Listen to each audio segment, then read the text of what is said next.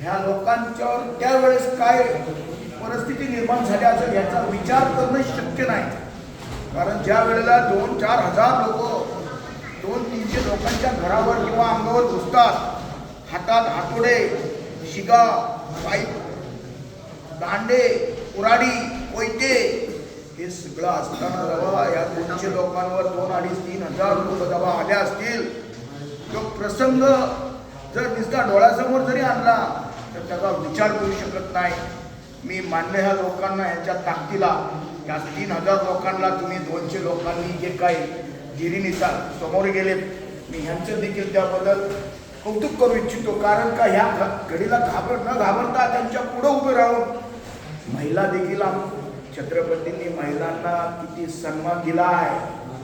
परंतु ही कोणाची औलाद होती म्हणावं, छत्रपतींनी कधीच असं शिकवलं नाही ना.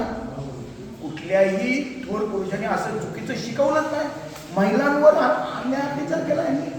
ही कुठली परिस्थिती, हा कुठला धर्म आहे, कुठली जात आहे, याचा विचार करावा लागतो कधी कधी. पण मी ह्या इथल्या सगळ्या आमच्या मुस्लिम बांधवांचं मनापासून खरंच कौतुक करतो की आज 3,000च्या पुढे 200 असतील आपली लोक इथं, 200 लोक त्याला, आणि ते बी घरात काही नसतील, काही बाहेर गेले असतील. ही सगळी लोक त्याला सामोरे गेलं.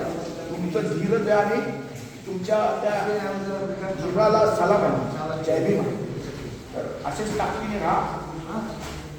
कोण जिंकते बघूया.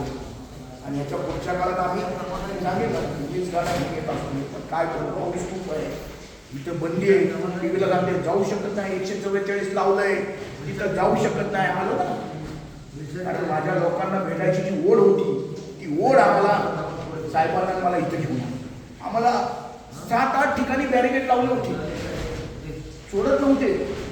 आम्ही म्हणलं आम्ही संविधानिकरित्या चाललो, आम्ही दंगे भडकायला चालले तर तुम्ही सोडत नाही.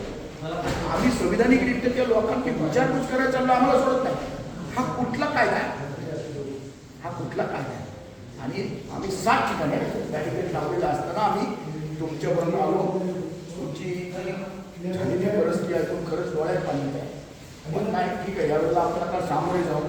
येणाऱ्या काळात जर सरकारला कायदा सुव्यवस्था पाळायची असेल तर त्यांनी ह्या विषयावर थोडासा घोर निर्णय घ्यावा.